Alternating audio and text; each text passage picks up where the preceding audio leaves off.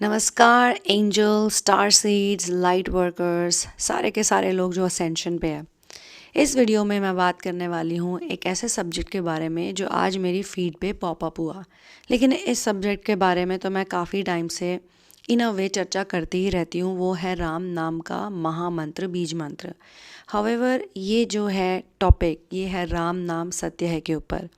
तो किसी ने एक आचार्य जी से क्वेश्चन पूछा इसके बारे में कि भाई ये क्या होता है, इसका क्या मीनिंग है, इसकी क्या रेलेवेंस और क्या इम्पोर्टेंस है। तो उन्होंने जो भी जवाब दिए वो जवाब मुझे अच्छे लगे, वो सुन के मुझे लगा हाँ इंटरेस्टिंग कंटेंट है, अच्छा बोला है। लेकिन उसमें कुछ इंपॉर्टेंट पॉइंट्स मैं ऐड करना चाहती हूँ अपनी तरफ से। तो दोस्तों, डिस्कशन हो रहा है राम नाम सत्य है के ऊपर कि क्या इसकी रेलेवेंस है ज़िंदगी में और क्या है, क्यों बोला जाता है। तो मैं इस पे एक स्पिरिचुअल टच देना चाहती हूँ, एक बड़ा ही डीप और मेटाफिज़िकल टच जो कि आत्माओं की दुनिया से जुड़ा हुआ है। समझने की बात तो ये है कि हम सब एक आत्मा ही हैं, ऑल द पीपल, हम सब एक सोल है। बस हम में और एक पर्सन में जो जीवित नहीं है, यही फ़र्क है कि हम शरीर में हैं और हमारा शरीर समय के हिसाब से चलता फिरता है। जिसकी सोल में अब कोई बॉडी अटैच नहीं है, जिसकी सोल के साथ, तो वो बिना शरीर का है, वो एक अलग कैटेगरी में आ जाता है, आत्मा की, भूत की, प्रेत की या देवी देवता। बहुत सारे जोन्स हैं। अलग अलग तरह के एक्सपीरियंसेस सोल के भी होते हैं। अब जैसे हमारे चैनल पे ही हम बात करते हैं स्टार सीड्स की, ट्विन फ्लेम्स की, हम बात करते हैं लाइट वर्कर्स की, जिसमें ऐसा कहा जाता है कि जो स्टार सीड्स होते हैं वो कभी पहले अर्थ में रीइंकार्नेट नहीं होते हैं। और जो कॉन्सेप्ट मैं आप सबके सामने लाई थी अपने इंग्लिश चैनल में भी, कि स्टार सीड ट्विन फ्लेम के कॉन्सेप्ट को, जिसमें कि मैंने कहा था कि वो स्टार सीड्स जो ट्विन फ्लेम की जर्नी को भी एम्बॉडी करते हैं और उनके लिए कितना टफ़ होता है, कितना डिफ़िकल्ट होता है यहाँ पे आना और अपने कॉन्ट्रैक्ट को कंप्लीट करना। लेकिन वो खुशी खुशी करते हैं और उनको मास्टर्स भी पूरी सहायता करते हैं। खुशी खुशी का मतलब, हाँ, वो दिल से सेवा ही करना चाहते हैं।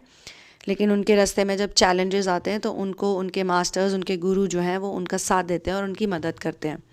और एक और चीज़ के बारे में मैंने बहुत दफ़े बोला है, वो है सोलर प्लेक्सिस चैंट। तो सोलर प्लेक्सिस चैंट क्या है? सोलर प्लेक्सिस है हिंदी में आपका मणिपुर चक्र। और मणिपुर चक्र की जो ध्वनि है, जो बीज मंत्र है, वो राम ही है। और लिखता तो ऐसे रम की तरह जाता है उसे, लेकिन बोलने में वो राम राम राम राम वो वही बन जाता है, फास्ट फास्ट। तो जो राम ध्वनि है, जो राम बीज मंत्र है, वो बहुत ही पावरफुल है। ये आत्मा को मुक्त कर देता है, ये आत्मा को फ्री कर देता है। और जो 13 दिन होते हैं जिसमें कि सोल अपने प्रियजनों के आसपास रहती है, उस समय में स्पेशली जब सोल को ले जाया जा रहा होता है, तो वो सोल के लिए बड़ा ही वल्नरेबल टाइम होता है। और चाहे फिर वो कोई भी हो, वो हर इंसान उन 13 दिनों को एक्सपीरियंस ज़रूर करता है, ऐसा कहते हैं। सनातन धर्म में तो कहते ही हैं। और बाकी जितने भी धर्म हैं वो बहुत नए हैं, वो पुराने धर्म नहीं है। सबसे पुराना धर्म, सबसे एंशियंट सनातन धर्म ही है। और दूसरी कंट्रीज़ में जो भी उनके नेटिव धर्म थे, जो कि इंडिजिनस मेटाफिज़िक्स के आसपास थे, उनमें भी मेरे ख्याल से इसी तरह की शिक्षा को पढ़ाया जाता था, क्योंकि वो सब लोग नेचर को मानते थे और आत्मा, परमात्मा, एंसेस्टर्स, ये सारे वर्ल्ड को वो भी एक्सेप्ट करते हैं और उसकी रिस्पेक्ट भी करते हैं। तो जब भी कोई व्यक्ति शरीर को छोड़ रहा होता है, ख़ास तौर से उस वक्त, उसके लिए इस मंत्र का सुनना बहुत ही उपयोगी बन जाता है, बहुत ही हेल्पफुल हो जाता है।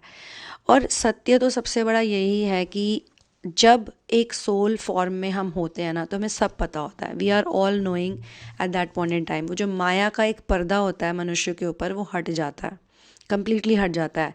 लेकिन जो लोग स्पिरिचुअल इनर वर्क करते हैं, असेंशन करते हैं, उनके साथ तो ये होता ही है कि वो माया से इतने प्रभावित नहीं होते हैं, और यही उनके इनर वर्क का असर है।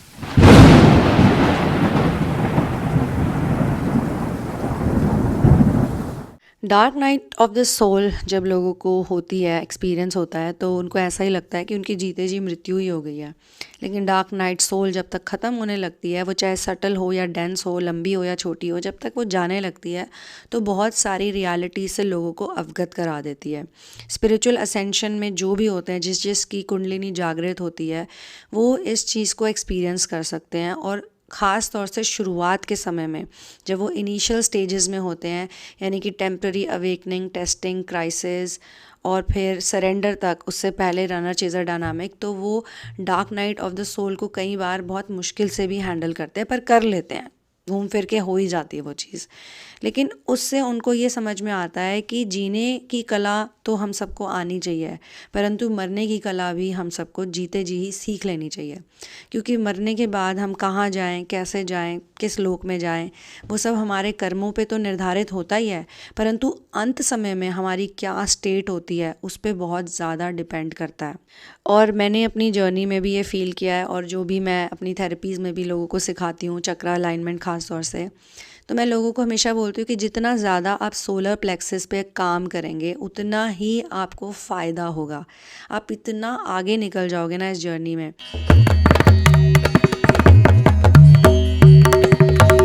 अच्छा, एक प्रॉब्लम और भी आती है कई लोगों के साथ, जब उनकी कुंडलिनी अवेकनिंग हो रही होती है तो कई लोगों को बहुत सारे डेमोनिक अटैक्स भी फेस करने पड़ते हैं। कुछ लोगों के पास कोई विजन्स होते हैं, कोई सिक्स सेंस होती है, तो वो अलग अलग तरह की चीज़ों को भी एक्सपीरियंस कर सकते हैं। चीज़ों से मेरा मतलब है नेगेटिव एंटिटीज़ को भी एक्सपीरियंस करते हैं। डेमोनिक अटैक्स जब होते हैं तो भी उनको ब्लैक मैजिक और काफ़ी ऐसी चीज़ों का सामना करना पड़ता है, जो कि होता ही है हमारे वर्ल्ड में, ये चीज़ें होती हैं, बहुत पढ़े लिखे लोग भी ये सब करते हैं। तो राम नाम का जो मंत्र है वो एक सुरक्षा कवच की तरह होता है। तो ये सबसे बड़ा सत्य है, जिस सत्य के बारे में लोग बात ही नहीं करते हैं ज़्यादातर। मतलब मुझे लगता है पहले के भारत में जब वो सोने की चिड़िया हुआ करता था, या जब सनातन विद्या बहुत स्ट्रांग थी, गुरुकुल होते थे, तो मुझे लगता है हर कोई राम नाम ही जपता होगा, ऐसा मुझे फील होता है, मेरी इंट्यूशन मुझे कहती है, चाहे फिर वो कोई भी क्यों ना हो। क्योंकि जब डार्क एजेस आए थे, जब मास्टर्स आए थे इस धरती पे, बहुत सारे असेंडेड मास्टर्स जैसे कबीर, रहीम, मीरा जी, गुरु नानक देव जी, तो उन्होंने जितनों ने भी अपनी बातें लोगों को बताई, तो राम नाम को उन्होंने उसमें बहुत टॉप प्रायोरिटी दी। बहुत लोगों ने ये नहीं कहा राम भगवान, लोगों ने बोला राम नाम, राम नाम मंत्र, राम महामंत्र, ऐसे ही बात हुई। जैसे मीरा जी का गाना है, पायो जी मैंने राम रतन धन पायो, उन्होंने तो इसको एक रतन ही बना दिया। और जो मेरे ग्रेट ग्रैंड मास्टर हैं, अगर आप उनकी लिखी हुई अमृतवाणी पढ़ोगे तो आप हैरान रह जाओगे, वो इतनी ब्यूटीफुल है। और जब भी हम उसका पाठ करते हैं तो हमारे अंदर ऐसी पॉजिटिव एनर्जी, ऐसी ऊर्जा उत्पन्न होती है, जिसको मैं लेके गई हूँ अपने साथ, या जो जो अपने आप भी पहुँच गए bye their destiny and luck, सब ने मुझे ये बोला है कि एक अलग ही लेवल ऑफ आनंद फील होता है, और उससे अगर कोई बिना खंडित किए पढ़ता है तो उसको बहुत फ़ायदा होता है। और एक चीज़ ये भी होती है, जैसे अब जितना जितना आप इनर वर्क करते जाते हैं तो आप राम नाम की चर्चा करते जाते हैं। तो राम नाम बिन वाद विचार, भारी भ्रम का करे प्रचार। तो राम नाम के बिना एक्चुअली जितने भी ग्रंथ हैं, जितने भी बातें हैं, ये सब वेस्ट ही हैं, इसमें कोई फ़ायदा नहीं होता किसी का। तो जो भी हम डिस्कशन करें उसमें कहीं ना कहीं मुझे लगता है हमें सोलर प्लेक्सेस मंत्रा को या चैंट को इंक्लूड करना चाहिए। इसीलिए भारत में ग्रीटिंग भी जब लोग पहले करते थे तो एक दूसरे को राम राम कहते थे।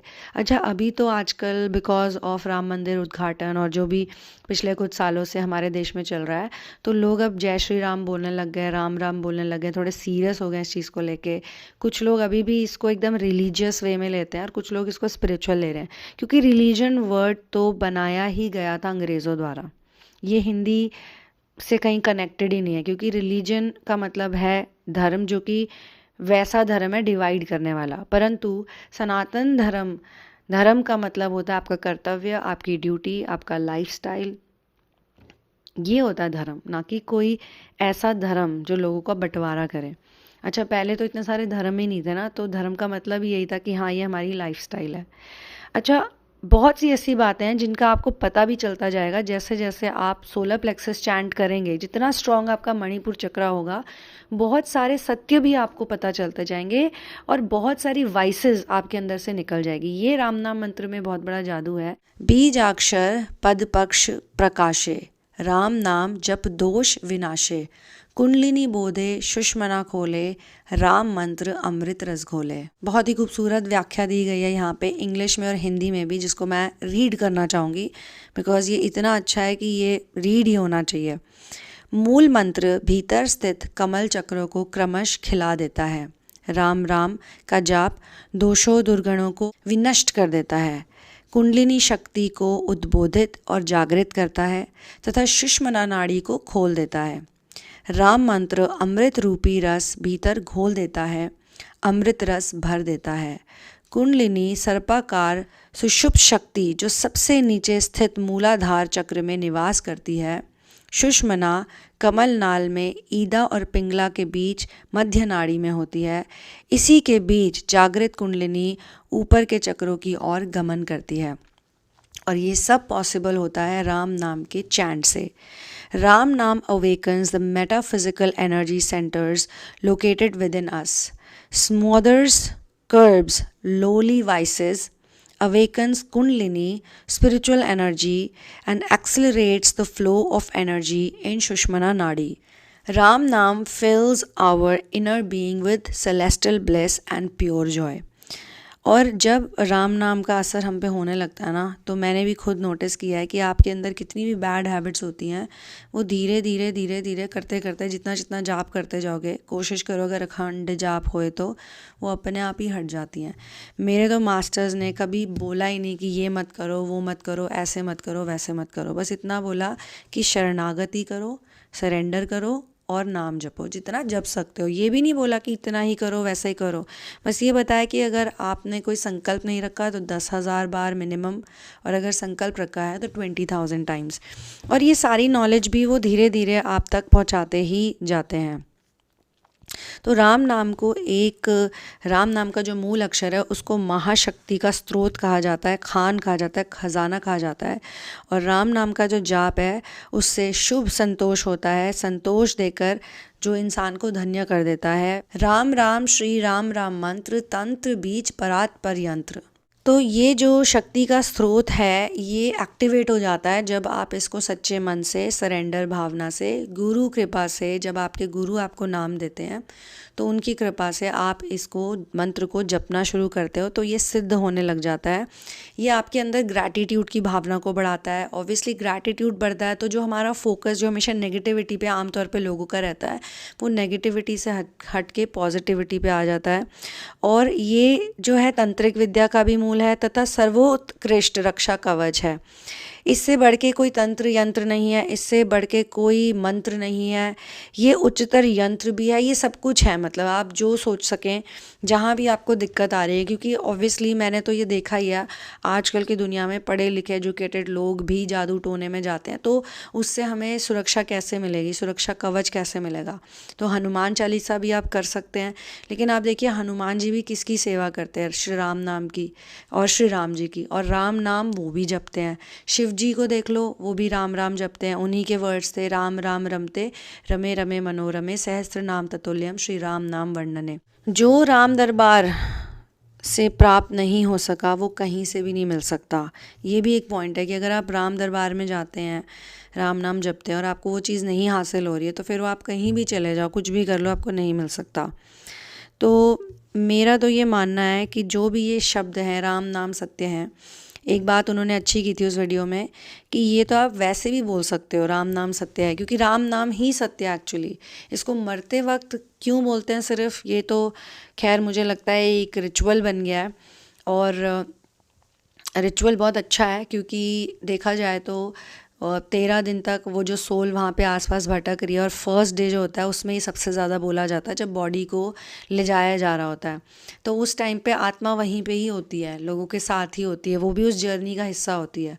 तो बार बार वो कहते हैं राम राम सत्य है, राम राम सत्य है, राम राम सत्य है, ताकि जो भी व्यक्ति है उसको वो याद रहे, वो बार बार उसे सुने, उसको रिपीट करे और उसको और स्ट्रेंथ मिले। ये सोल की भलाई के लिए सबसे ज़्यादा किया जाता है, वरना ये मंत्र आमतौर पे बोला जा सकता है ना, लेकिन इसको इस तरह से आम भाषा में कॉन्वर्सेशन में यूज़ नहीं करते हैं। बट मुझे लगता है ये एक ऐसा थॉट है और ये एक ऐसी सच्चाई है जिसको इंसान को अपने जीवन में उतार ही लेना चाहिए।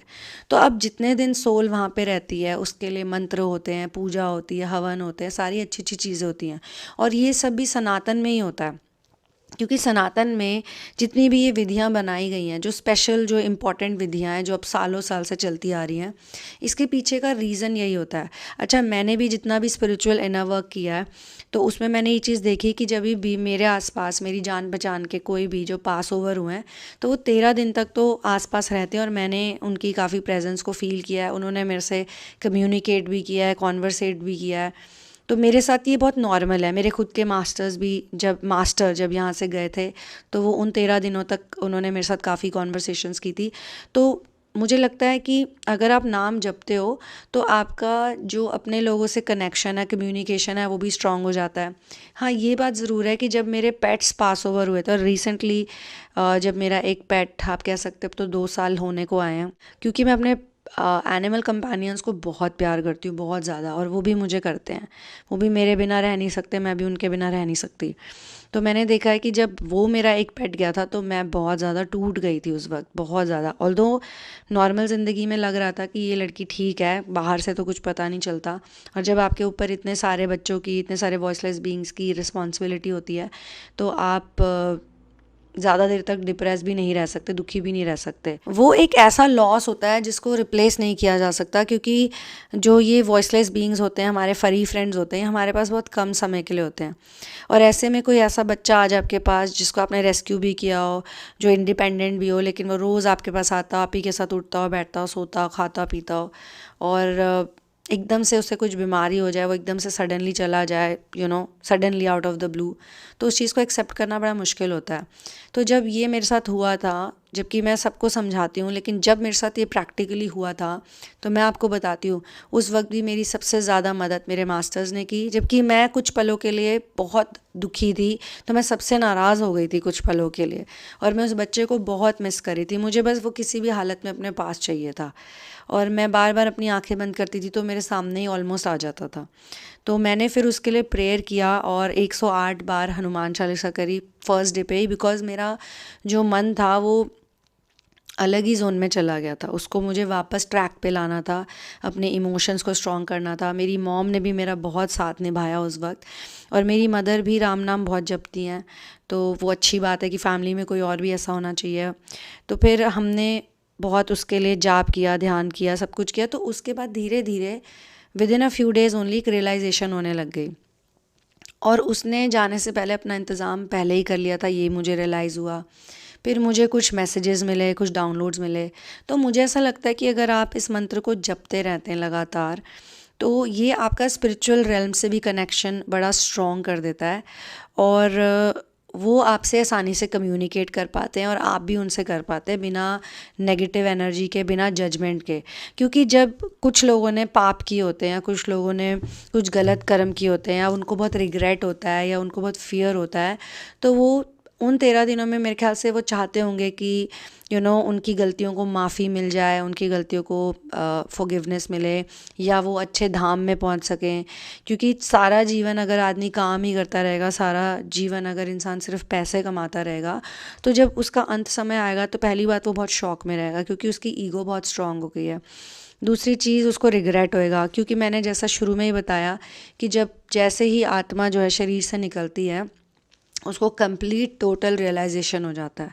उसको बिल्कुल पता चल जाता है कि भाई ये सच है, कि मैं उसी परमात्मा को ही चाहता हूँ, मुझे और किसी चीज़ की ज़रूरत नहीं है, मुझे कुछ नहीं चाहिए। एज अ सोल मैं कंप्लीट होल एंड डिवाइन हूँ। मेरी कोई प्रॉब्लम ऐसी है ही नहीं जिस पे मुझे वरी करना पड़े, स्ट्रेस लेना पड़े, टेंशन लेना पड़े। मैं केवल इल्यूजन के चक्करों में पड़ा रहा, नाम के चक्कर में, फेम के चक्कर में। ये सारी बातें एक इंसान को पता चलती है, छोटी छोटी बातों के लिए कैसे वो रोते थे, पिटते थे, अटैच थे, चिंता करते थे, चिंता कर कर उन्होंने अपना पूरा जीवन वेस्ट कर दिया, बीमारियां लग गई, और सोल बहुत उन्मुक्त भी होती है। अच्छा, कुछ लोगों का जो जन्म होता है वो केवल दुख भोगने के लिए होता है, या अपने दुख से दूसरों की मदद करने के लिए होता है। तो वो तो बहुत खुश हो जाते हैं, जैसे ही वो शरीर छोड़ते हैं वो तो रिलैक्स हो जाते हैं। फिर वो सबको देखते हैं आते जाते, जो घरों में आते हैं। और आपने देखा है इंडिया में एक और प्रथा भी है कि 13 दिन तक जो विजिटर्स होते हैं वो आते हैं, वेल विशर्स आते हैं, और मरने के बाद आप देखिए हर इंसान की तारीफ़ ही करते हैं लोग, चाहे वो जीवन में उसने कुछ भी किया हो, लेकिन at the end of their life उनकी हमेशा अच्छी बातें ही याद की जाती है और लोगों को बहुत दुख भी होता है, अफसोस भी होता है कि फ़लाना बंदा चला गया। वो ये सब भी देखते हैं बैठ के और उस वक्त वो इतना डिटैच हो चुके होते हैं अपनी बॉडी से या अपनी उस ईगो से। सच तो उन्हें पता चली गया कि अब चाहे कुछ भी कर लूँ इस बॉडी में वापस नहीं जा सकता या जा सकती। ये सबको पता चल जाता है कि कुछ भी हो जाए वापस जाना ये टोटली इम्पॉसिबल है। तो जो ये कुदरत की इतनी अमेजिंग सी साइंस है, इस साइंस के बारे में पता चलता है। ये पता चलता है लोगों को कि वो कंट्रोल में ही नहीं थे। और मुझे तो लगता है कि अगर सोल भी राम राम जप ले, मतलब राम राम ऐसा पावरफुल महामंत्र है, तो अगर अंत समय में भी जैसे कई लोग होते हैं ना, वो पश्चाताप कर लेते हैं या वो रिडेम्पशन कर लेते हैं, वो अपने सिंस की गलती मानते हैं और माफ़ी भी मांगने लग जाते हैं, तो उनको कोई ना कोई उसमें मुझे लगता है रिलैक्सेशन, कुछ तो उन्हें कंसेशन मिलता हो। दोस्तों ये सिर्फ आत्मा को याद दिलाने के लिए, उसको स्ट्रांग बनाने के लिए है, नंबर 1। और नंबर 2 ये उन लोगों के लिए भी है जो उस शरीर के आसपास है, जो जा चुका है। क्योंकि क्या होता है कि बहुत सारे लोग ऐसे भी लोग होते हैं जिनकी अवेकनिंग ही किसी और की डेथ से होती है। कई बार बचपन में ऐसा हो जाता है, कई बार जवानी में ऐसा हो जाता है, कई बार ऐसा हो जाता है कि इंसान अपने ही दुख में बहुत दुखी होता है, डिप्रेस्ड होता है और फिर अचानक से किसी की मृत्यु का पता चलता है तो उसको एक झटका सा लग जाता है कि ओ माय गॉड, कितनी टेम्पररी है ये ज़िंदगी, कितनी अनप्रिडिक्टेबल है। और आप देखिए कितनी हैरानी की बात है कि सभी मरते हैं। ये ऐसा सिमुलेशन है कि जो भी इंसान यहाँ आता है वो जाता ही जाता है, ठीक है। लेकिन उसके बाद भी कभी भी लोग उसकी तरफ पॉन्डर नहीं करते, उस थॉट की तरफ सोचते नहीं हैं, उसके बारे में डिस्कस नहीं करते। मतलब थोड़ी देर तो विचलित से रहते हैं, कुछ देर तो कहते हैं हाँ अच्छी अच्छी बातें करते हैं, हाँ ज़िंदगी तो ऐसे ही है जी, ये है वो है। लेकिन जैसे अपने घर की तरफ रवाना होने लगते हैं, अपनी लाइफ में वापस जाते हैं, तो फिर वही सारे कर्मा करने लग जाते हैं, वही बैड डीड्स, वही रॉन्ग थिंग्स, बैड हैबिट्स, झूठ बोलना, पैसों के पीछे भागना। तो जितने भी ये मटीरियलिस्टिक चीज़ें हैं, परमात्मा ने इंसान को जितनी भी चीज़ें दी है मटीरियलिस्टिकली, मतलब ज़रूरत से ज़्यादा, तो वो केवल ज़रूरतमंदों को बांटने के लिए ही दिया है। क्योंकि वो यहाँ से कुछ भी नहीं ले जा सकता, कोई भी कुछ भी नहीं ले जा सकता। ये जो शरीर है, इंसान इसी में एक किराएदार है, ये कुछ दिनों का मिला हुआ शरीर है, ठीक है। फिर भी लोग इतनी प्रॉपर्टीज़ जोड़ते हैं जिसकी उन्हें ज़रूरत भी नहीं होती। एक्सेसिव प्रॉपर्टीज़ जोड़ना और एक्सेसिव चीज़ें खरीदना, कार्स खरीदना, ज्वेलरी खरीदना, just for the show off, just for show off, ठीक है। मैं ये नहीं कहती कि आप प्रेजेंटेबल मत लगो, आप अच्छे मत दिखो, आप कपड़े ढंग के मत पहनो, ये भी मैं नहीं कह रही। मैं ये भी कहती हूँ कि गृहस्थ आश्रम है, गृहस्थ में रहिए, उसमें रह के इनर वर्क करिए। बहुत मुश्किल होता है गृहस्थ बन के इनर वर्क करना भी। सब कुछ करिए, आपको भिक्षुक बनना बन जाइए। लेकिन सोचिए दोस्तों, अगर आपको जीते जी ये रियलाइजेशन आ जाती है कि ये सब तो ऐसे ही है, सब आडंबर है, सब इल्यूजन है, सब फॉल्स है, तो आप किस चीज़ पे ज़्यादा मेहनत करेंगे? आप अपने ऊपर ज़्यादा मेहनत करेंगे, आप डिटैच होना चाहेंगे, आप माफ़ कर देंगे, क्योंकि ज़िंदगी का तो कोई भरोसा ही नहीं है। तो किसी को देख के भी हमारी अवेकनिंग हो जाती है। कई बार हम किसी की डेथ के बारे में सुनते हैं, हम उनसे कितना भी नाराज़ क्यों ना रहे हो, कुछ भी हमारे मन में घटा हो, हम कहते हैं चलो ठीक है, जाने दो, भूल जाओ, माफ़ कर दो उस बात को, let's pray for this person soul, है ना। तो बहुत सारे रियलाइजेशन होते हैं और बच्चों को भी इसके बारे में बताना चाहिए। जैसे कुछ पेरेंट्स अपने बच्चों को डेथ के बारे में नहीं बताना चाहते, तो वो डर जाएंगे एंड दिस एंड दैट। तो ये भी गलत चीज़ है। बच्चों को बताना चाहिए कि हाँ ऐसा होता है, जो लोग आते हैं वो लोग चले जाते हैं, ट्रांजिशन होता है और हमें सर्टेन स्टिपुलेटेड टाइम के लिए जीवन मिलता है। छोटे बच्चों को तो बहुत नॉलेज होती है, वो वैसे ही उनकी आत्मा जो होती है वो काफ़ी उस टाइम प्योर सोल में होती है। कम से कम 7-8 साल की उम्र तक तो वो सिर्फ ग्रहण ही कर रहे होते हैं। अब आजकल की दुनिया में तो बच्चों का ही सबसे ज़्यादा शोषण हो रहा है और उनको तो ढकेला जा रहा है बेफजूल की चीज़ों में। तो एक लिंक बनता है राम नाम के जाप से। तो अगर किसी आत्मा ने नहीं भी जपा हो जीते जी, उस टाइम भी वो जप ले, उन 13 दिनों में खूब भर भर के जप ले, तो उससे भी उसको थोड़ा फ़ायदा हो सकता है। तो याद दिलाया जाता है, उसकी अंतिम जर्नी आसान हो इसलिए। और बाकी तो लोगों को भी याद दिलाया जाता है कि ये सब कुछ झूठ है, ये सब कुछ इल्यूजन है, माया है, आप इसमें एंटैंगल हो रहे हो और अपना पूरा जीवन वेस्ट कर रहे हो, दुखी हो रहे हो, रो रहे हो, पिट रहे हो, व्हाटएवर XYZ। तो ये एक स्पिरिचुअल और फॉर गृहस्थ और फॉर एनीवन एक रीज़न है। ये इनर वर्क करने वालों के लिए तो ये एक ऐसी चीज़ है कि जो भी लोग राम नाम मंत्र को जपते हैं, ये उनको भी बहुत पसंद आता है ये स्टेटमेंट। मतलब मैं तो इस स्टेटमेंट को नॉर्मली भी बोलती हूँ कि राम नाम ही सत्य है, सब कुछ यही है, ट्रुथ ही यही है। तो जब सोल परमेश्वर के पास जाने लगती तब उसको पता चलता है कि राम नाम जपने से उसका कितना फ़ायदा होता है। राम नाम जपने से वो परमेश्वर के करीब हो जाता है। सोल को तो परमेश्वर ही चाहिए, परमात्मा ही चाहिए, सुप्रीम ही चाहिए। सोल को कभी भी अब फालतू की चीज़ें ये सब नहीं चाहिए होती, बिकॉज सोल को पता है ये तो चली गई बॉडी, अब क्या करना है इसका। तो सोल को भी ये पता है, सारे इंटेलिजेंट लोगों को जो अपनी सोल कॉन्शियसनेस में, जो बॉडी कॉन्शियसनेस में नहीं है, सोल कॉन्शियसनेस में जितने भी लोग आ जाते हैं, मेरे ख्याल से बहुत से लोगों को इस महामंत्र के बारे में पता है कि यही सत्य है। एंड ऑफ द डे ये सचमुच में यही सत्य है, और कुछ सत्य है ही नहीं। जितना इसको जपोगे, जितना इसको चैंट करोगे, जितनी इसकी बातें करोगे, जितना इसको अपने विचारों में लाओगे, जितना रामायण पढ़ोगे, उतना ही आपका फ़ायदा होता रहेगा। और मैं ये नहीं कह रही चैलेंजेस नहीं आएंगे, प्रॉब्लम्स नहीं आएंगी, बिल्कुल ये ऐसे बैठे हुए हो, ऐसा भी नहीं है। आएंगी, लेकिन आपकी रेजिलियंस बढ़ जाएगी, टॉलरेंस बढ़ जाएगी, सोल्यूशन ओरिएंटेड बहुत ज़्यादा हो जाओगे, विश्वास बढ़ जाएगा, फेथ बढ़ जाएगा। और फेथ ही तो है, faith can move mountains. Faith ही से तो सब कुछ होता है। अगर आपको विश्वास ही नहीं है अपने गुरु पे या श्री राम नाम के जाप पे, तो कैसे होगा। और जीवन में मैं बता रही हूँ ऐसी बहुत सी चीज़ें होती है, अच्छों का कई बार विश्वास डगमगा जाता है, तो राम नाम जपने से वो विश्वास भी स्ट्रांग होता है, वापस आता है। तो हर तरह से ये ऐसा है मंत्र। मैं तो कहती हूँ आप जो भी हो, जहाँ भी हो, जपना शुरू कर दो, बस कहीं पे भी हो। एक माला लो, जैसे ये मेरे पास तो ये वाली माला है, ये 108 की है। ऐसे मेरे पास 500 की है, 1000 की है। देखिए कितनी सुंदर है ये ऊन की माला है, 108 मनकों की। ऑरेंज कलर भी इतना प्यारा है इसका। इसको आप जपेंगे तो आपको बहुत आनंद मिलता है। बहुत तरीके हैं, उन तरीक़ों के बारे में फिर कभी किसी वीडियो में डिस्कस करेंगे। तो यहीं पे इस वीडियो को क्लोज़ करते हैं। अगर आपको मेरे से पर्सनल रीडिंग लेनी है या फिर आपको मेरे साथ थेरेपी में एंटर करना है, मेटाफिज़िकल इंडिजिनस थेरेपीज़ मैं करती हूँ, तो आप डिस्क्रिप्शन बॉक्स पे जाइए। आप मेरे पेट्रियन भी बन सकते हैं, आप ऐसे भी कंट्रीब्यूट कर सकते हैं। और इस चैनल पे तो आप सुपर चैट, सुपर थैंक्स, ये सब भी यूज़ कर सकते हैं to contribute and to support my content. तो चलिए दोस्तों, मिलते हैं अगले वीडियो में। See you in the next video. One love, peace out and victory to Ram, क्योंकि राम नाम सत्य है।